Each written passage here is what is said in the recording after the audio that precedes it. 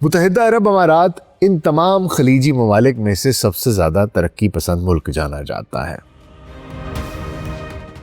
ارب پتی یہاں سکونت اختیار کرنے کو دوڑے چلے آتے ہیں، لیکن آج لوگ حبیبی کم ٹو دبئی کی جگہ حبیبی رن فرام دبئی کے نعرے لگاتے سنائی دیتے ہیں۔ اس ریاست کے عروج و زوال کی داستان کیا ہے؟ یو اے ای کی تاریخ کیا ہے؟ ان کی ترقی کیسے شروع ہوئی؟ تیل کی دولت سے سرمایہ کاری اور سیاحت پر کھڑی معیشت کی کیا کہانی ہے؟ یہ عروج کیسے حاصل کیا؟ اس سفر میں کیا سیاسی غلطیاں کی؟ کہاں پر حدود سے تجاوز کیا؟ آج کن خطرات کا سامنا ہے؟ کیا یو اے ای اس دلدل سے نکل پائے گا یا is this the end of UAE؟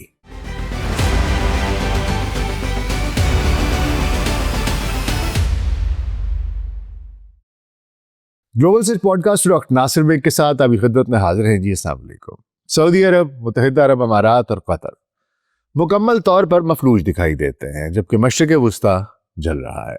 امریکہ ان سے فضائی حدود استعمال کرنے کی اجازت مانگ رہا ہے، بھیک مانگ رہا ہے۔ اسرائیل ان کے اشارے کا منتظر ہے، لیکن خلیجی بادشاہ خاموش ہیں، چپ سادے ہوئے ہیں۔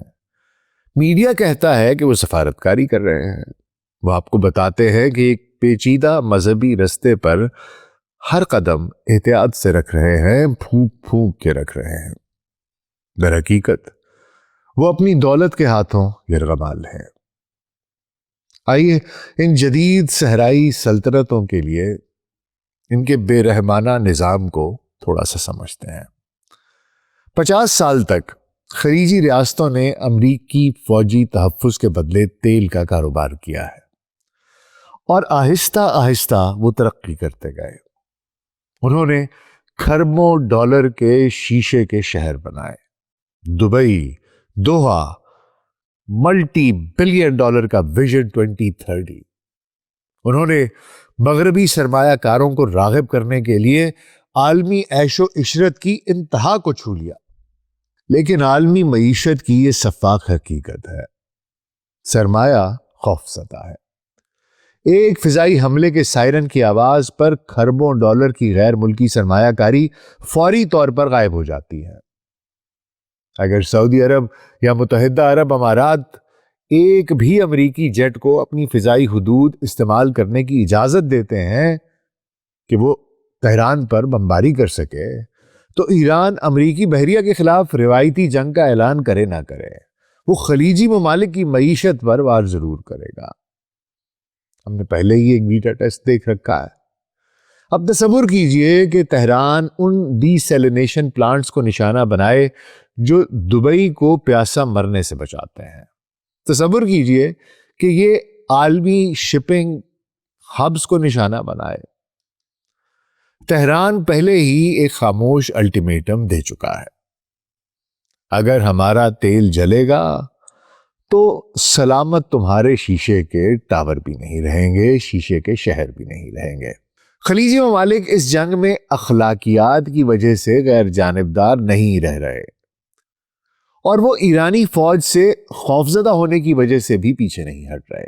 وہ غیر جانبدار اس لیے رہ رہے ہیں کیونکہ ایک $25,000 کا خودکش ڈرون 2 کھرب کی سرمایہ کاری کو بخارات میں تبدیل کر سکتا ہے۔ وہ امن کے خواہاں ہیں، لیکن اس لیے کیونکہ وہ ارب پتی ہیں جو پیٹرول سے بھرے ہوئے کمرے میں کھڑے تو سپر پاورز کو ماچس کی جلتی تیلیوں سے کھیلتا دیکھ رہے ہیں، جو کسی بھی وقت ان کے محل کو جلا کر بھسم کر سکتی ہے۔ سیاستدانوں پر نگاہ رکھیں، لیکن ان سے پہلے پیسے کو دیکھیں کہ وہ کس طرف کو بہ رہا ہے۔ متحدہ عرب امارات ان تمام خلیجی ممالک میں سے سب سے زیادہ ترقی پسند ملک جانا جاتا ہے، جس کی ترقی کی دنیا میں مثالیں دی جاتی ہیں۔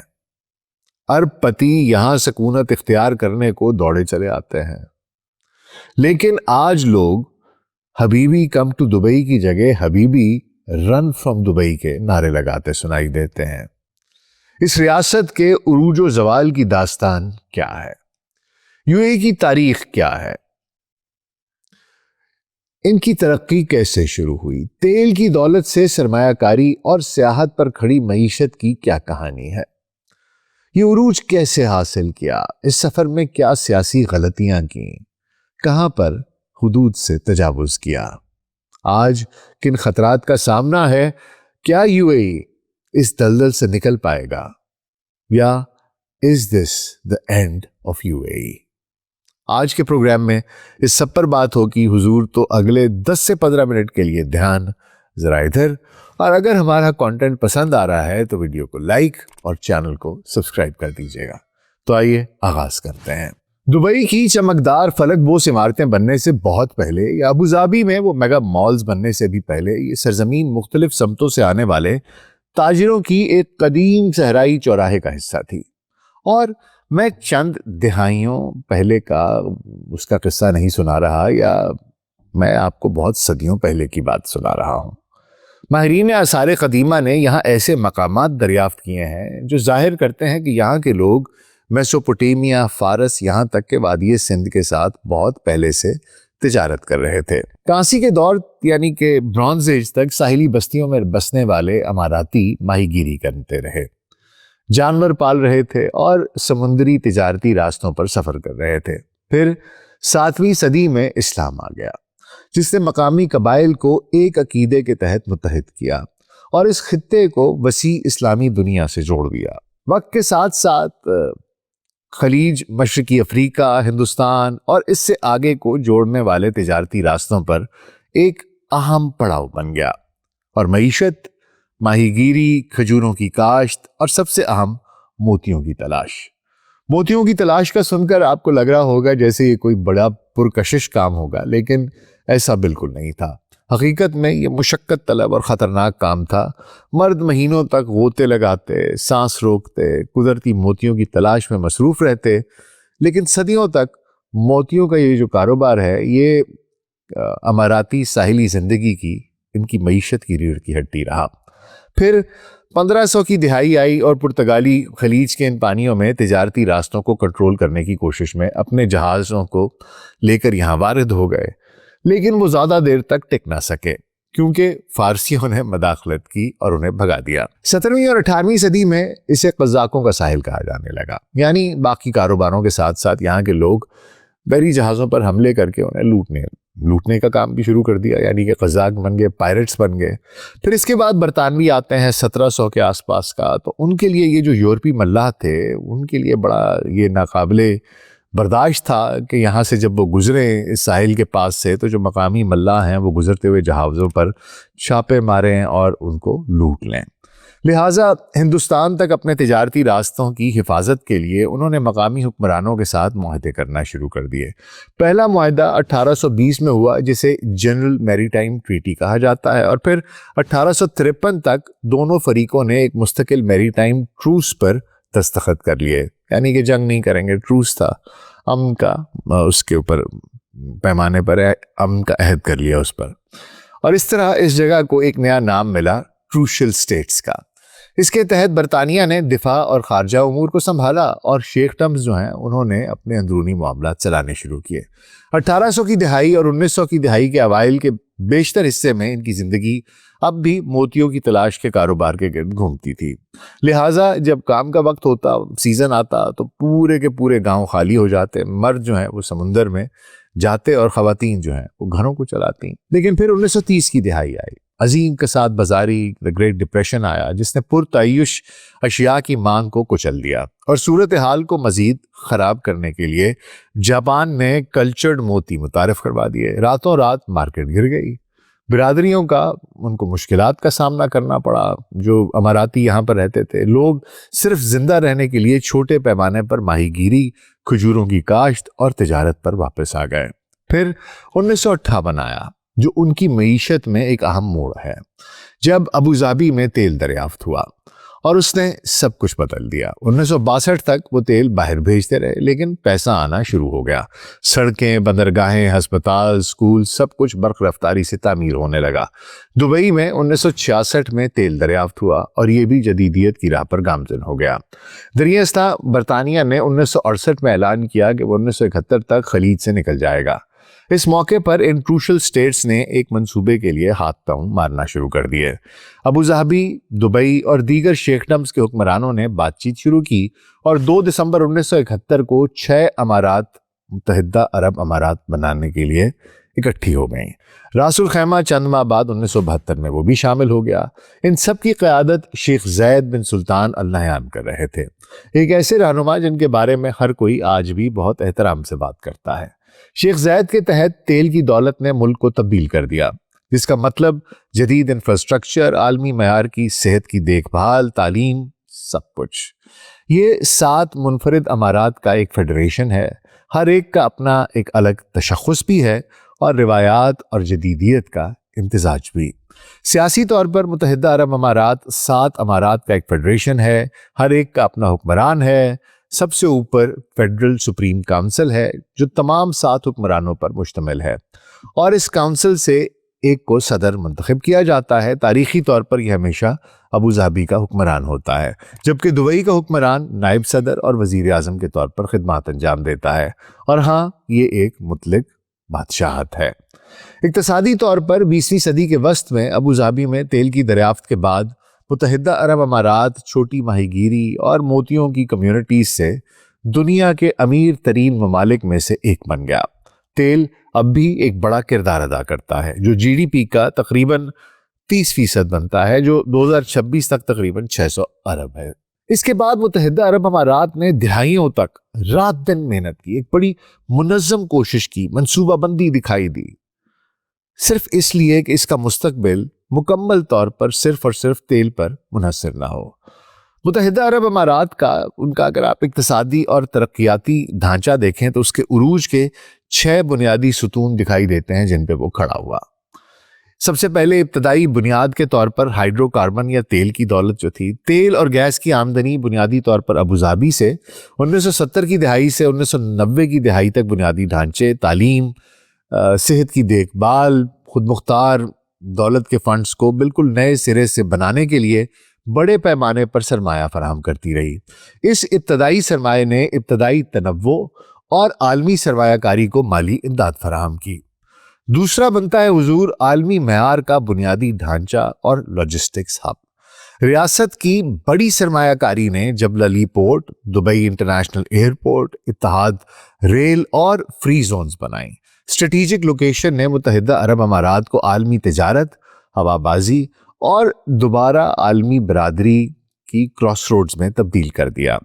تیسرا اقتصادی تنوع اور فری زونز، 40 سے زیادہ فری زونز، 100% غیر ملکی ملکیت، 0 ٹیکس اور متنوع سیکٹر کی ترجیحات پیش کرتے رہے۔ اس کے بعد تیل کے علاوہ باقی شعبوں میں اب جی ڈی پی کا تقریباً 75% حصہ ہے۔ عام محرکات میں تجارت تھی، سیاحت تھی، مالیات تھیں، ریئل اسٹیٹ تھی، مینوفیکچرنگ تھی، لاجسٹکس، ابھرتی ہوئی ٹیکنالوجیز اور اے آئی، گرین انرجی، اس سب کے اوپر کام کیا، توجہ دی۔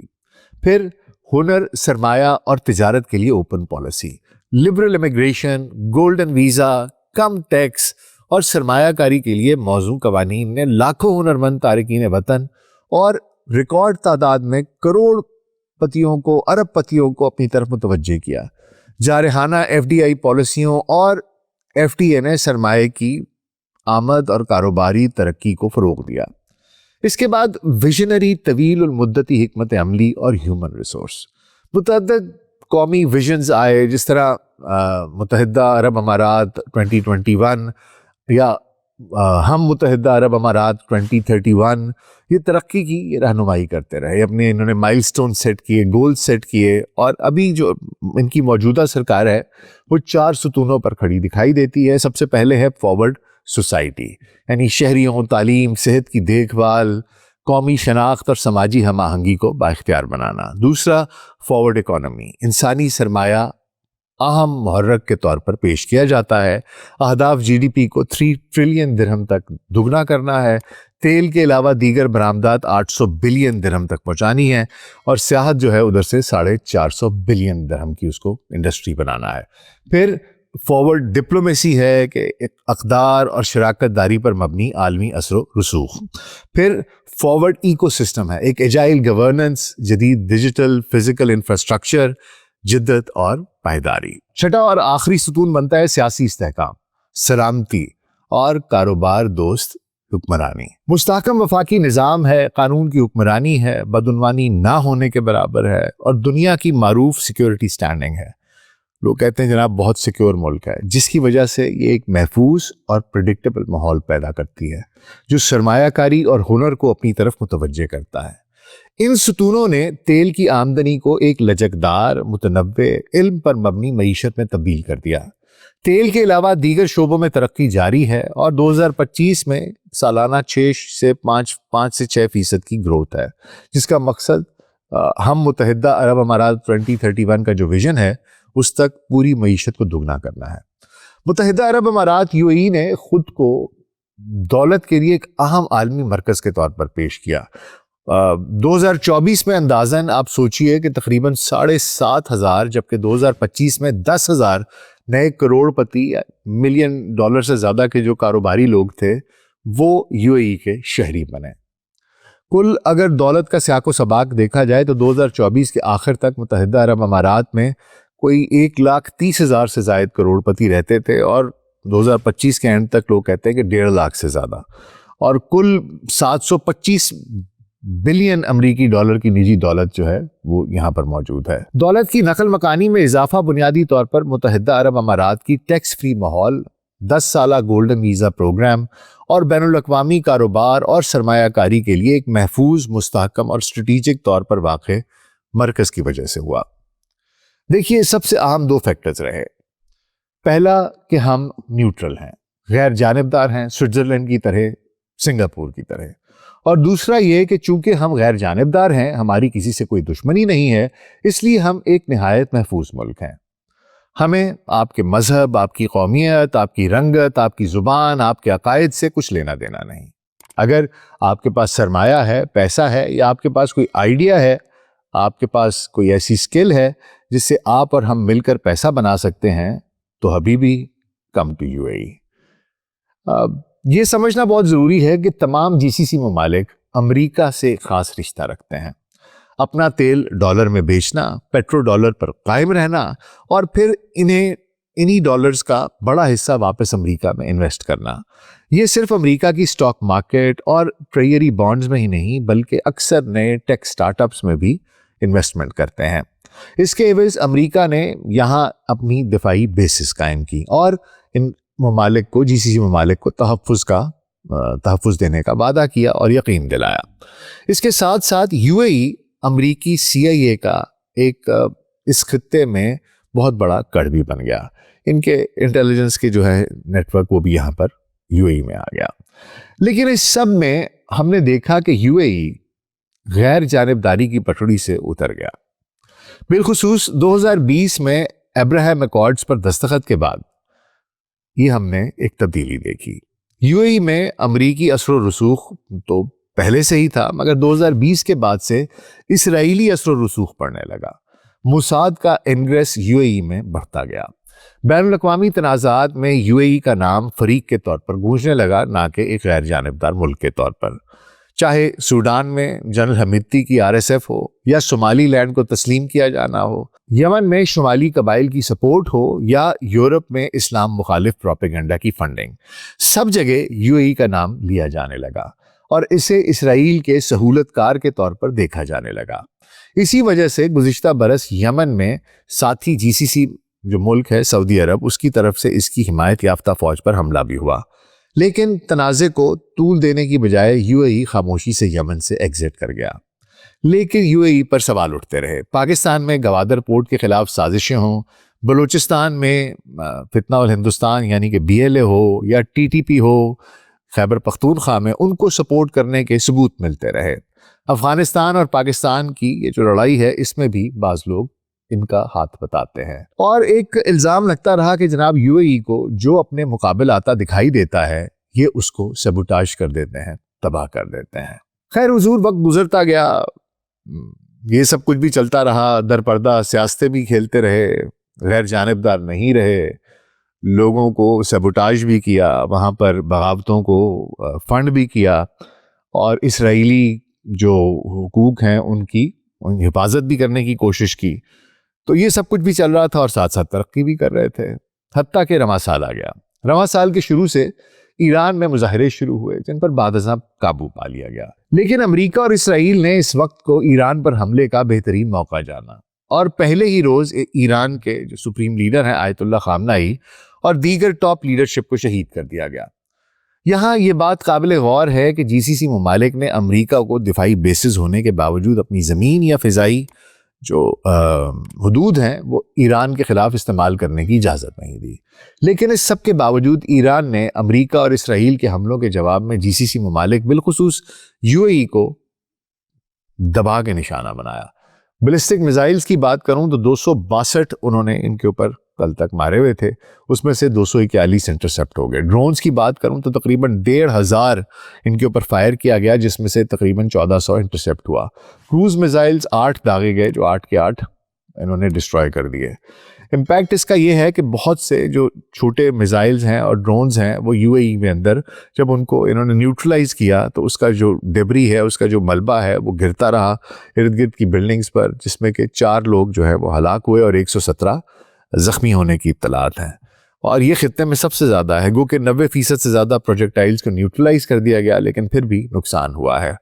جبل علی کی جو بندرگاہ ہے اس کو مفلوج کر دیا گیا, جو دنیا کی سب سے بڑی کارگو بندرگاہوں میں سے ایک ہے. دبئی ہوائی اڈے کو مفلوج کر دیا گیا. مختلف رہائشی مراکز پر بھی تباہ شدہ ڈرونز اور میزائلوں کا ملبہ گرا. اس کے علاوہ امریکی بیسز اور سی آئی اے اور موساد کے ممکنہ دفاتر کو بھی نشانہ بنایا گیا. اس سے امارات میں مقیم جو امیگرنٹس ہیں ان میں خوف و ہراس پھیل گیا, اور مغربی رہائشیوں نے خاص طور پر یو اے ای سے نقل مکانی کی کوشش شروع کر دی. کہا جاتا ہے کہ یو اے ای سے نکلنے کے لیے $2.5 لاکھ تک کی رقم خرچ کی گئی کہ کسی طریقے سے ہمیں یہاں سے لے جاؤ. آمنہ ہرمز کی بندش جو ہے اس سے تیل کی برآمدات تقریباً بند ہو چکی ہیں. لیکن اس سے بڑھ کر خطرہ یہ ہے کہ یو اے ای اپنی خوراک کا 90% آمنہ ہرمز سے حاصل کرتا ہے, اور اس کی طویل مدت کے لیے یہ جو اگر بندش رہے گی تو یہاں پر یو اے ای میں زندگی کو یہ مشکل اور وقت اگر زیادہ گزر گیا تو ناممکن بھی بنا سکتی ہے. مزید برآں یو اے ای میٹھے پانی کے لیے تقریباً 100% ہی سمجھ لیجئے وہ ڈیسیلینیشن پلانٹس پر انحصار کرتا ہے. اگر ایران نے ان ڈیسیلینیشن پلانٹس کو نشانہ بنایا تو باقی آبادی کا یہاں رہنا تقریباً ناممکن ہو جائے گا.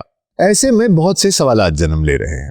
لوگ سوال پوچھ رہے ہیں کہ کیا اتنی دہائیوں کی محنت سے جو کچھ یو اے ای نے تعمیر کیا, کیا وہ ایران نے 10 دن میں تباہ کر دیا؟ دنیا سوال پوچھ رہی ہے کہ کیا یو اے ای اور دبئی ایک کاروباری ماڈل کے طور پر مر چکے ہیں, اور کیا یہ دوبارہ بحال نہیں ہو پائیں گے؟ جواب یہ ہے کہ کچھ مدت کے لیے یو اے ای کی معیشت کو نقصان ہوگا, خصوصی طور پر ٹورزم, جو ریئل اسٹیٹ ہے, اور انویسٹمنٹ سیکٹر متاثر ہوں گے.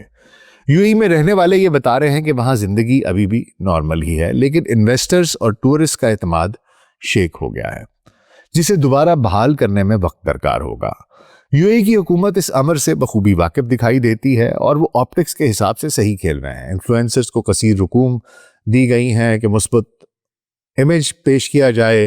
اس کے علاوہ ان کے حکمران دکھائی دے رہے ہیں, کبھی ہسپتالوں میں جا رہے ہیں, کبھی مالز میں جا رہے ہیں, لوگوں سے مل رہے ہیں, بیان دے رہے ہیں کہ جی دیکھیں کچھ نہیں ہوا, دیکھیں کچھ نہیں ہوا. آپ کو یہ ریٹورک بار بار وہاں سے آ رہا ہے, اور کیوں ان کو لگتا ہے کہ امیج, ان کو یہ پتہ ہے کہ ہم نے کیا کرنا ہے اور کس سمت میں اب اس کو آگے لے کے جانا ہے. اور اگر انہوں نے درست پالیسیاں رکھی گئیں, اور اگر حالات ٹھیک ہو گئے, اور اگر وقت اور قسمت نے موقع دیا, تو ریئل اسٹیٹ اور ٹورزم شاید 40 سے 50% تک ریکور ہو جائیں. یہ میں شاید کی بات کر رہا ہوں آپ کو, کیونکہ لوگوں کا بھروسہ اٹھ گیا ہے. سب سے بڑی چیز ایک فیلنگ ہوتی ہے کہ یہاں پر میں سیف ہوں, وہاں پر یہ فیلنگ نہیں رہی.